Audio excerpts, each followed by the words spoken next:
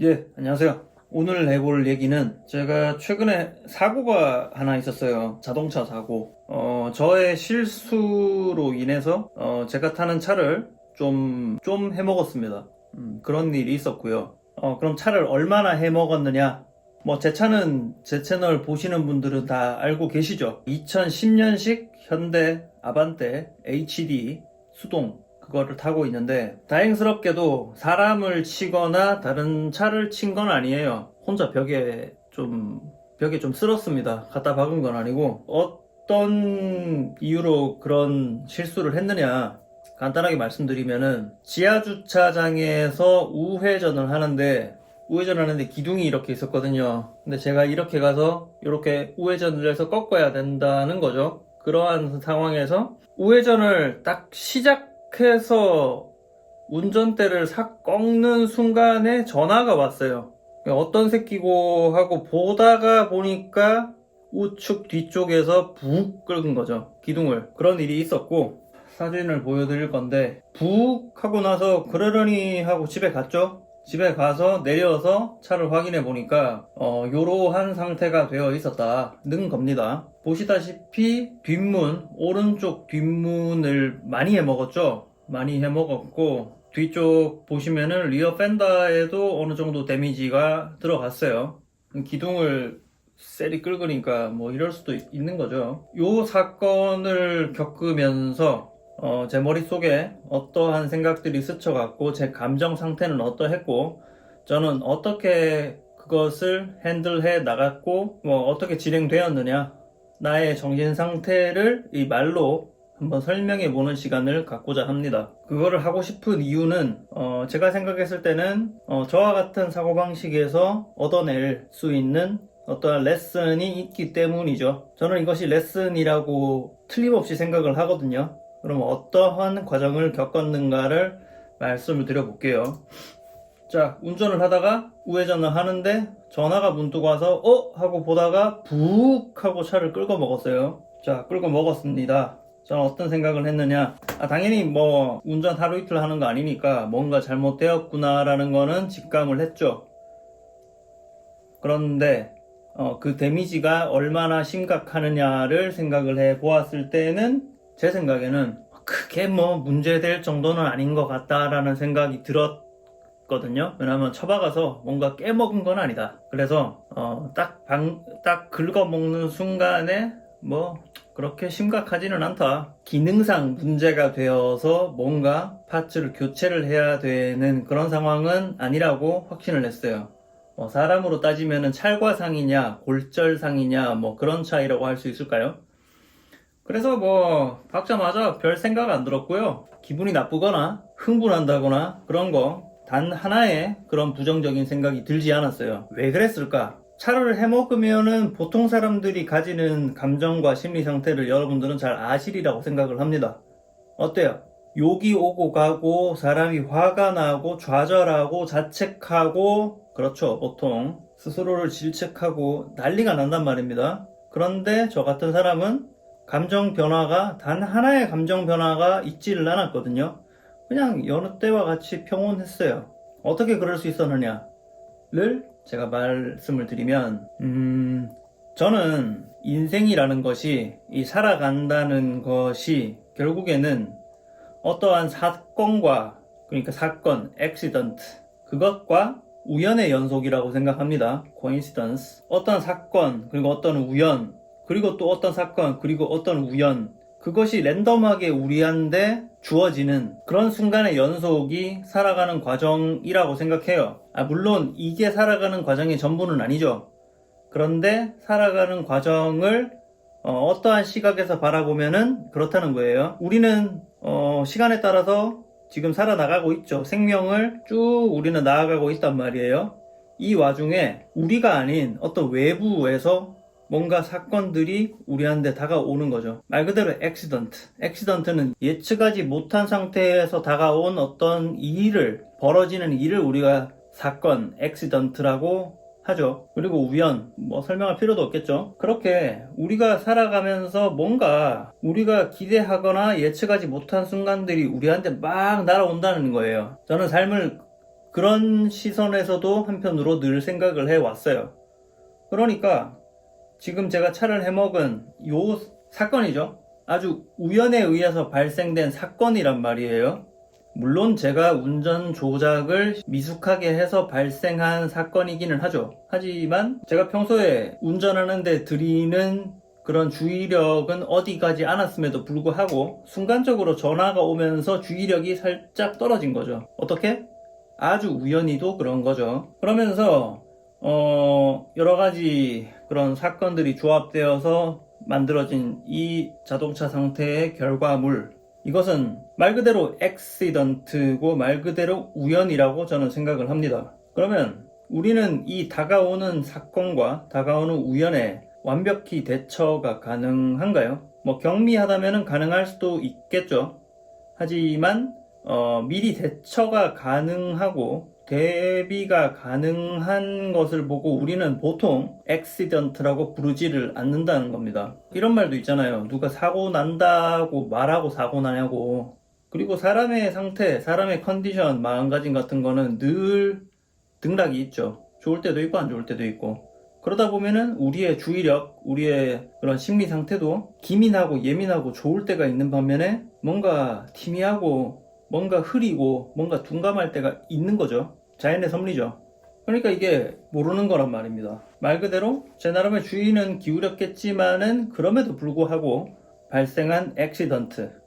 저는 제 차에 일어난 일이 전적으로 그렇다고 생각을 했어요. 뭐 예측도 안 되고 뭐 대비한다고 대비가 되는 것도 아니고 그냥 나는 나의 길을 가고 있었는데 갑자기 어디선가 원인을 알 수 없이 뭐 근거 같은 거 없는 거죠. 갑자기 나에게 닥친 어떠한 사건에 불과하다고 저는 생각을 했어요. 그렇게 아무런 근거 없이 아무런 뭐 신호 없이 갑자기 날아오는 것을 우리가 컨트롤할 수가 없잖아요. 우리가 언제 실수할 줄 알고 언제 어떤 사고가 발생할지 어떻게 알아요? 전혀 알 수 없죠. 저는 제가 컨트롤할 수 없는 것에 대해서는 컨트롤하려고 들지 않걸랑요. 그리고 내가 컨트롤할 수 없는 것이 컨트롤 되지 않는 것은 나의 실수나 나의 능력 부족이 아니에요. 그러면 여기 컨트롤할 수 없는 것이 컨트롤이 되지 않는 걸 보고 화를 내는 게 맞나요? 그냥 내버려 두는 게 맞나요? 저는 전적으로 후자라고 생각하거든요. 그리고 실제로 저는 제가 컨트롤할 수 없는 것이 컨트롤 되지 않을 때 감정의 변화가 저는 아예 없어요.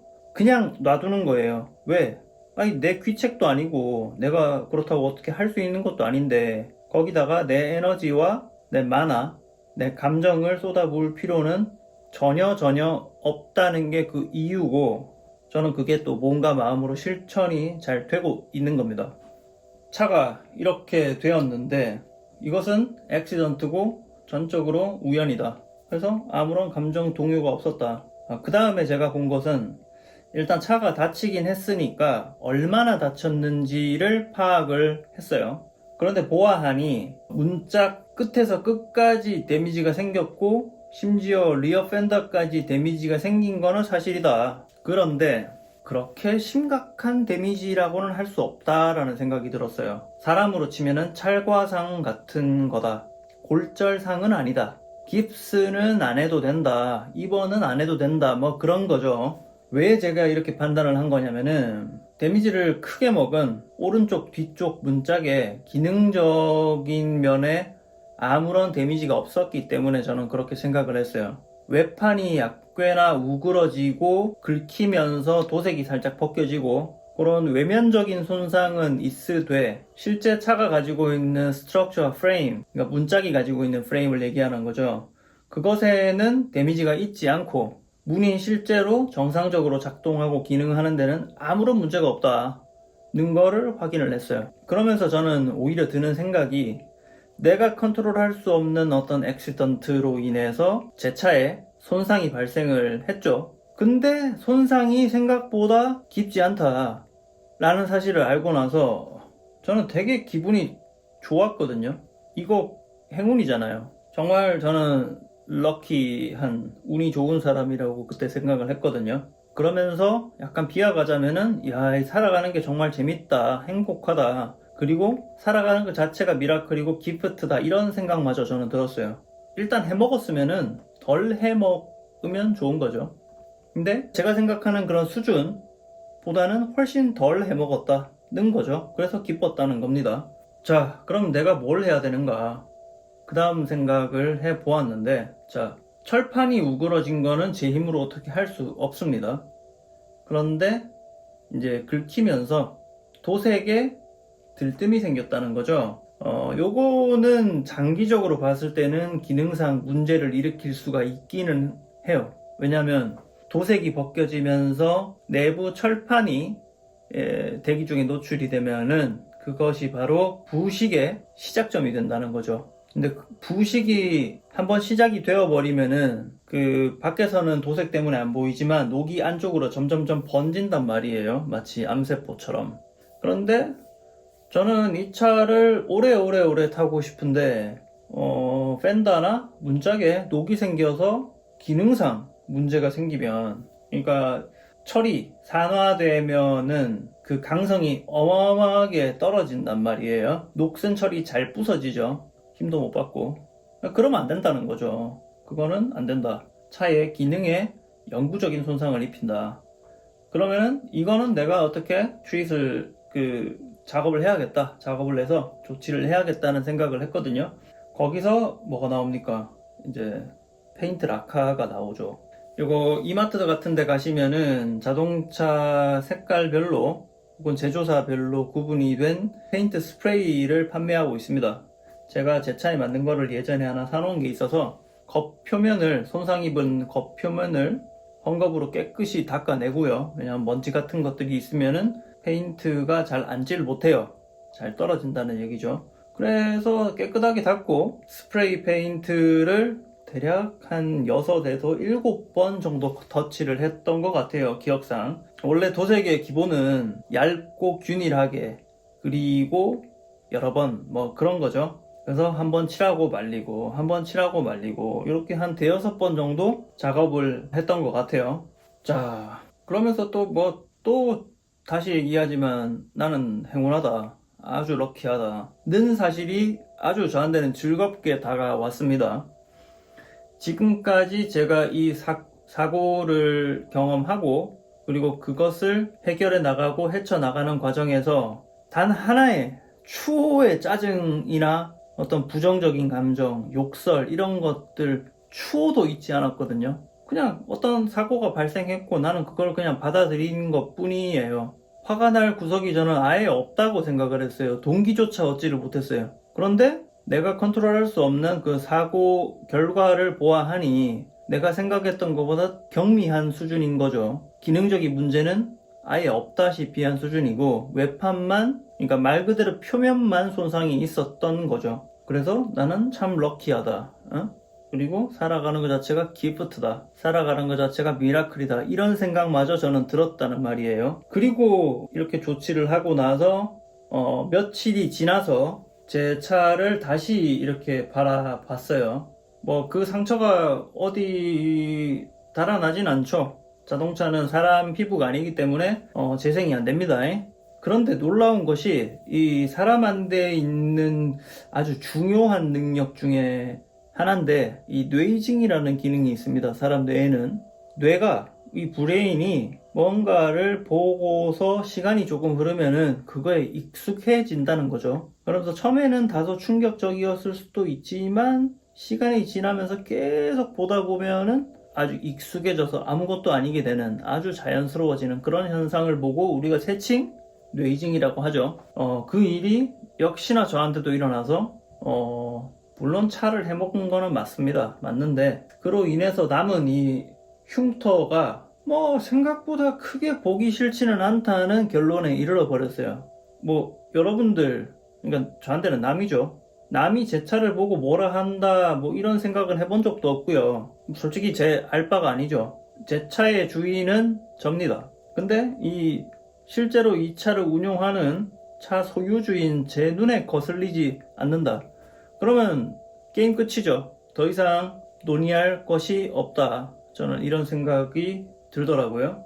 그러면서 결국에 결론을 내봤을 때 사실 살짝 긁히는 정도의 경미한 접촉 사고는 아닙니다.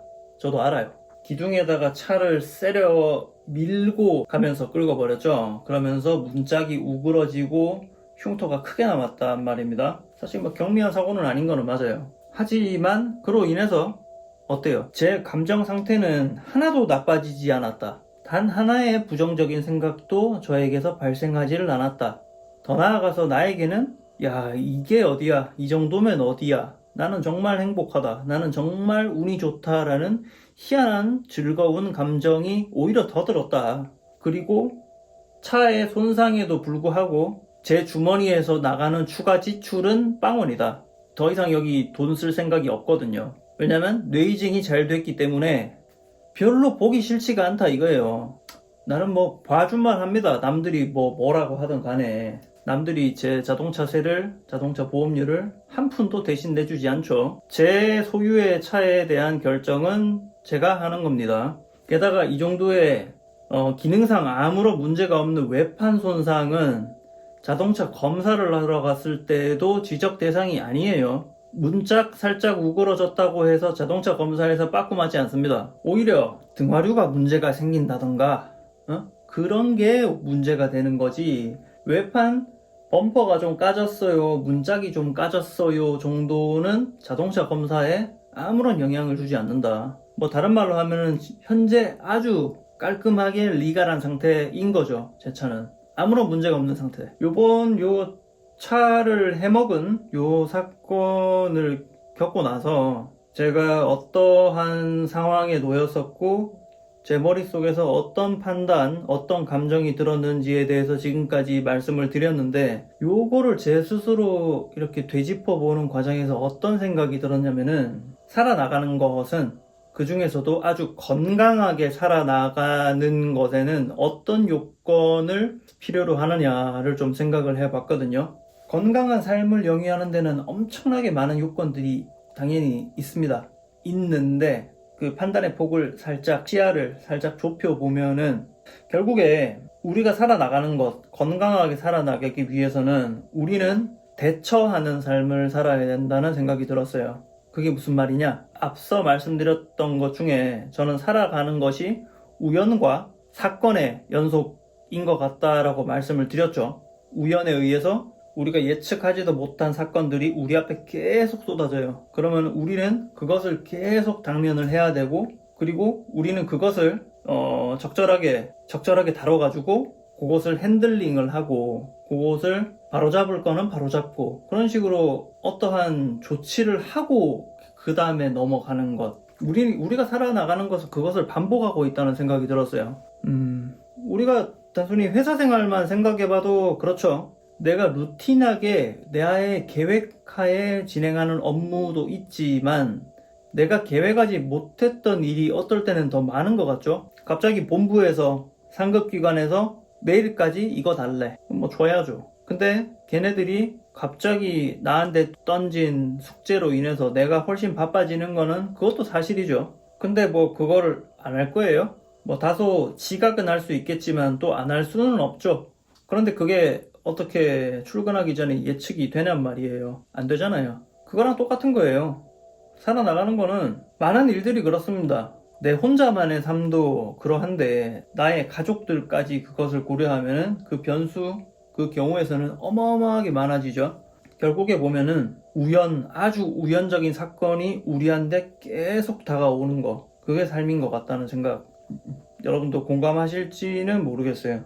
그리고 우리가 건강하고 더욱 주도적인 삶을 살아나가기 위해서는 그것을 그대로 그 우연히 나에게 던져진, 나에게 당면한 사건, 그것을 그대로 받아들이고 그냥 해버리는 거. 그러니까 어떤 식으로 핸들링을 하든지 아니면 아예 픽싱, 고쳐버리든지 없애버리든지 그런 조치를 해 나가는 것. 그리고 나는 또 내일로 나아가는 것. 그럼 내일이 되면 어때요? 또 내일에 그 우연의 어떤 사건들이 나한테 닥치겠죠. 그러면은 나는 또 그걸 해결하는 거예요.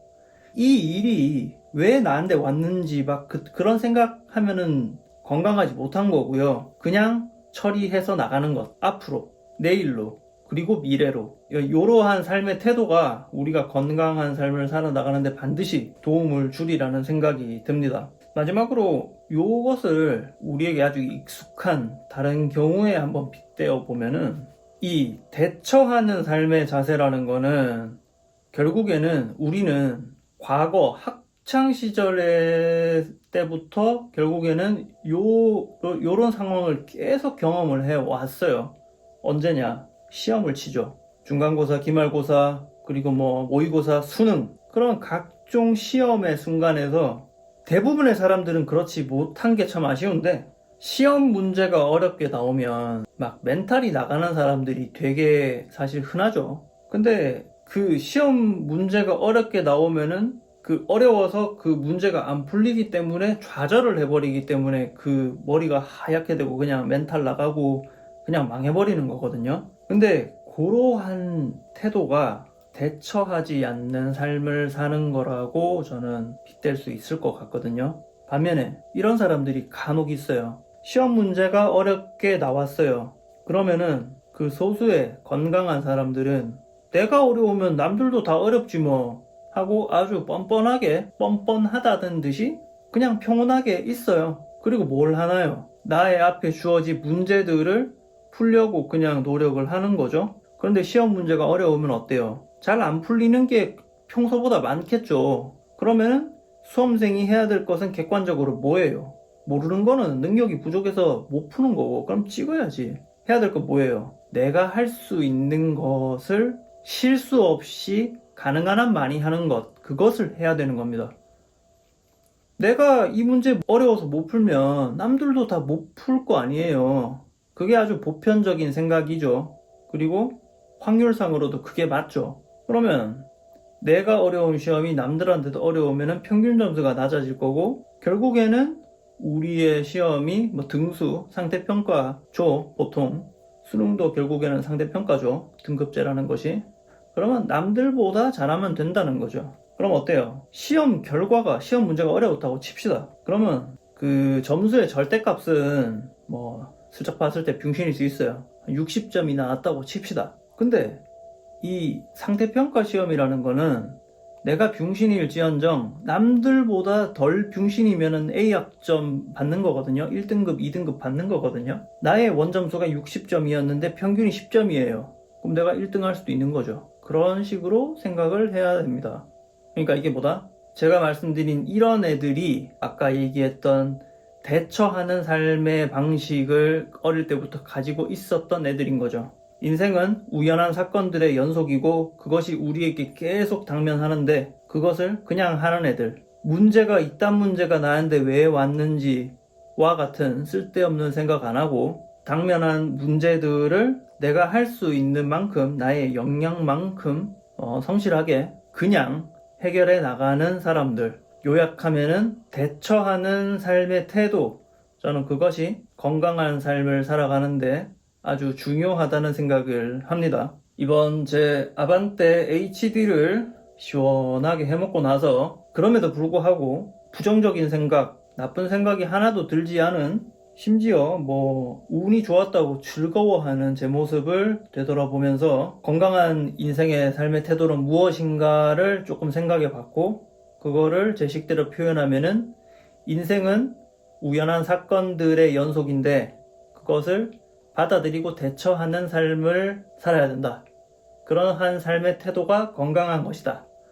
라는 생각이 들어서 오늘 영상을 만들어 봤습니다. 저는 이게 맞는 것 같아요. 여기서 하나를 더 추가하자면은 그냥 하는 거, 그러니까 대굴박 굴리지 말고 그냥 하는 것까지 추가되면은 더욱 완벽할 것 같아요. 나한테 우연하게도 주어진 문제들을 대굴박 굴리지 않고 그냥 하는 거, 그래서 뚝딱뚝딱 해치워버리고 뒤로 던져버리고 그리고 또 다시 다가올 내일을 맞이하는 것, 그리고 그것을 반복해 나가는 것, 그러다 보면 인생이 또 잘 돼요. 사람이라는 게 물론 가끔은 실패할 때도 있겠지만은 주사위를 계속 던지다 보면은 결국에 잘 됩니다. 주사위를 던지지 않고 아무것도 안 하는 사람보다는 주사위를 적극적으로 자신의 의지대로 계속 던지는 사람들이 결국에는 더 좋은 결과를 얻더라고요.